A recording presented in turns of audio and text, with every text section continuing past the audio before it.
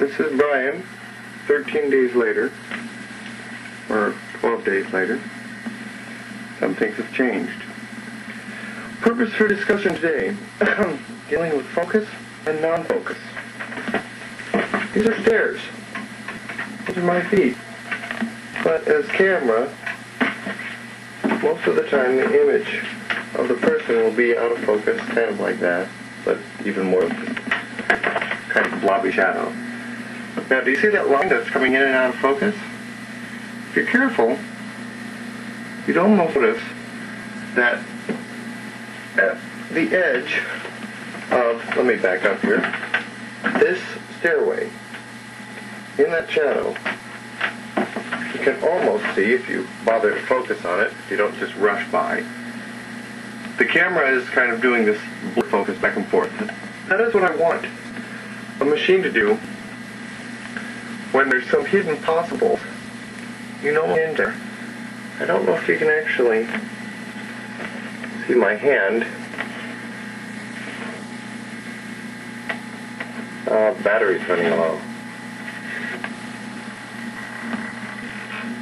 And there's my hand opening something.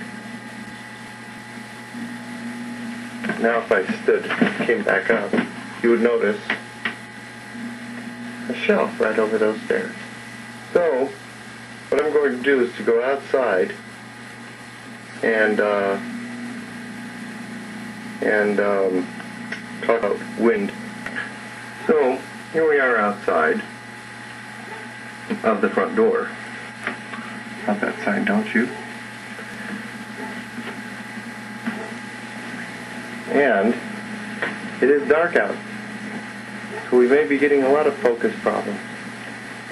I'm curious about the sound of the wind.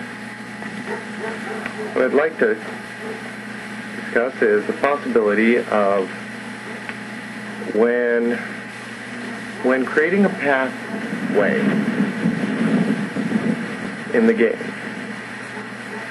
the longer you walk or go forward or create a path, the more the wind picks up or another sound picks up to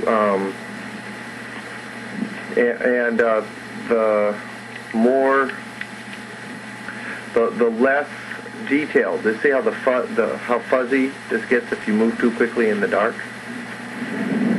If I swing around too quickly, it does that.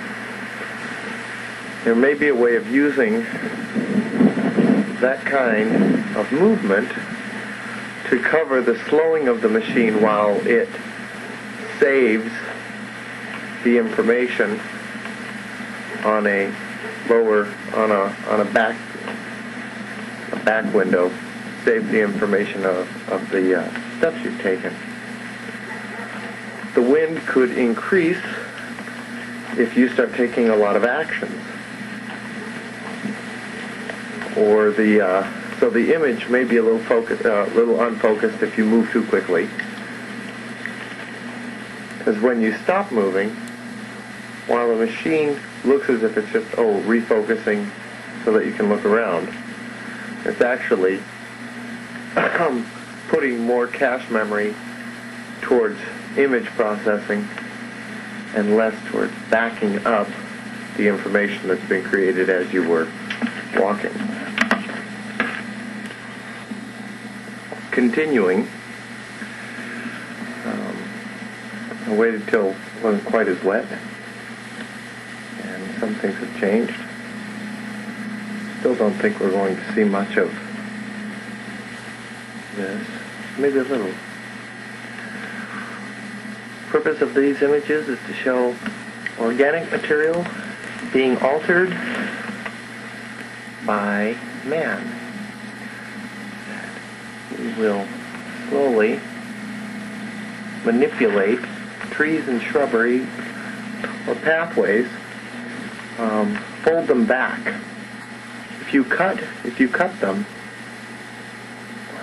if you cut your way through on a pathway, it'll grow back over.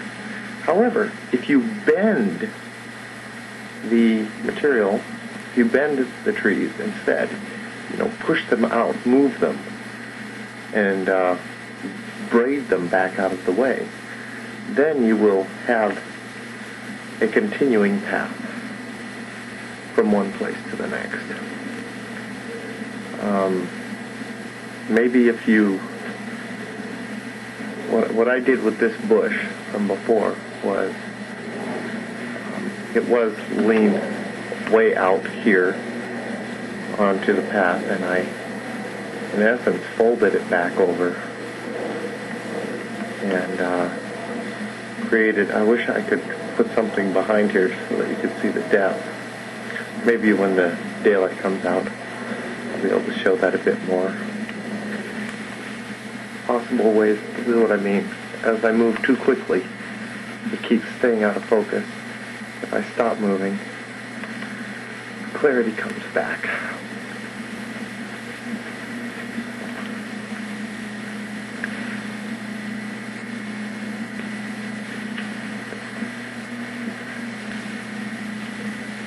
There should be a lot of different kinds of bushes. I don't think I'm going to get much light in the distance that is lit. Use backlighting. These Christmas tree lights. And also, maybe we could string things through.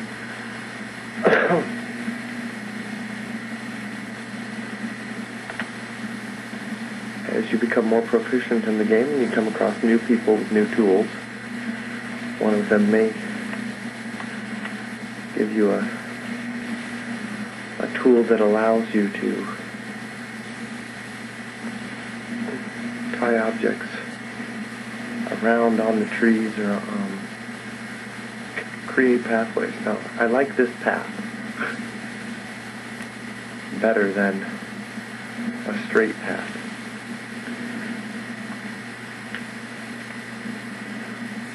I think what I really am trying to get across is the difference between mechanized organs and organic machines. That if we combine nature and machinery and create objects